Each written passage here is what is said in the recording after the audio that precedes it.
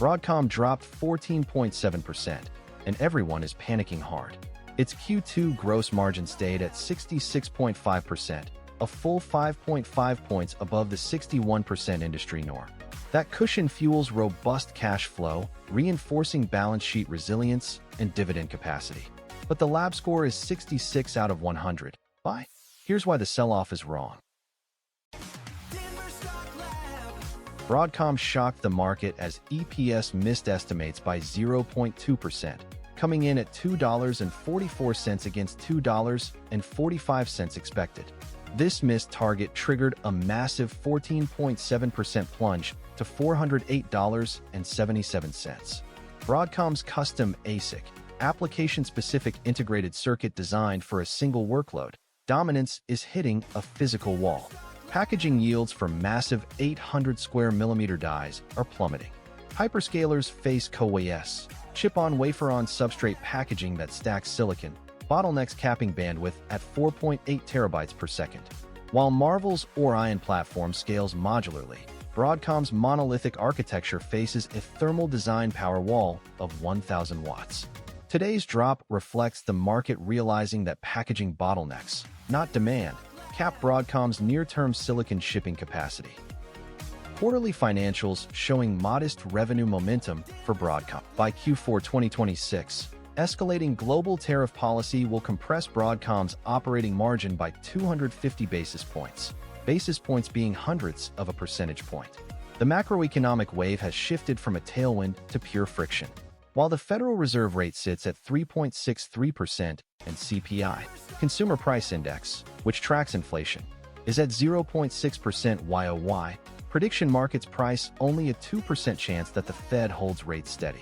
This monetary tightening threatens custom silicon R&D funding, just as Trump's renewed tariff threats over Greenland sparked global trade war panic. With a high beta, a measure of systemic risk relative to the market, of 1.44, Broadcom is highly sensitive to this geopolitical turbulence, dragging the stock down 14.7% today as capital flees. Broadcom reported earnings per share of $2.44, missing the Wall Street estimate of $2.45 by 0.2%. A miss that raises questions about near-term guidance. Management says, AI infrastructure remains the primary growth driver. Here is what the lab sees behind that statement. Broadcom, custom ASIC, is trading below its 20-day average. At Broadcom's management headline this quarter, AI infrastructure remains the primary growth driver. 3 words designed to make investors feel the AI boom is still accelerating, while steering them away from the deceleration hiding in the margins. Here's the decode. No insider selling? That's the dog that didn't bark. Executives usually cash out before a 14% post-earnings plunge. EPS missed by 2 cents, breaking a 4-quarter beat streak. Yet R&D jumped 18% YOY to $11 billion, 17.2% of revenue. That's not efficiency.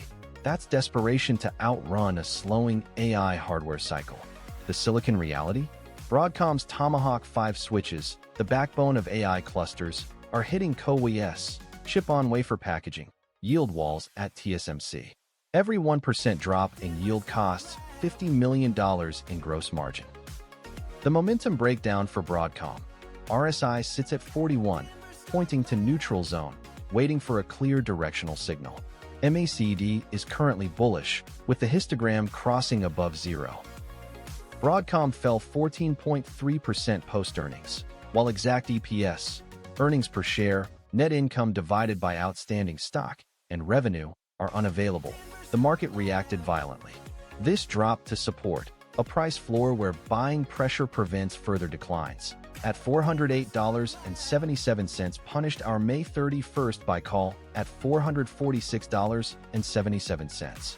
The bull case rests on custom ASIC, application-specific integrated circuits customized for unique workloads, and Jericho 3 AI. But non-AI broadband declines threaten margins. If Broadcom ramps its 3rd hyperscale customer next quarter, we target resistance, a price ceiling where selling pressure builds, at $481.57. Otherwise, we test MA 200. The 200-day moving average tracking long-term trends at $380.56. Our AI score of 66 out of 100 signals a hold.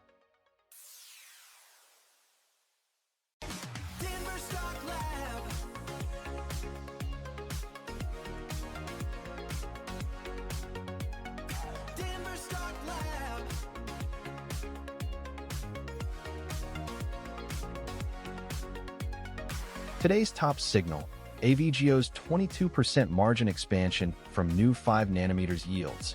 Have you traded Broadcom before? Profit or lesson? Tell us in the comments. We're not giving financial advice. This is purely educational. So always do your own research and understand that past performance is no guarantee of future results. Investing involves risk, and any decisions should be based on your personal financial situation and risk tolerance. Markets can shift quickly, so monitor earnings releases and supply chain news regularly.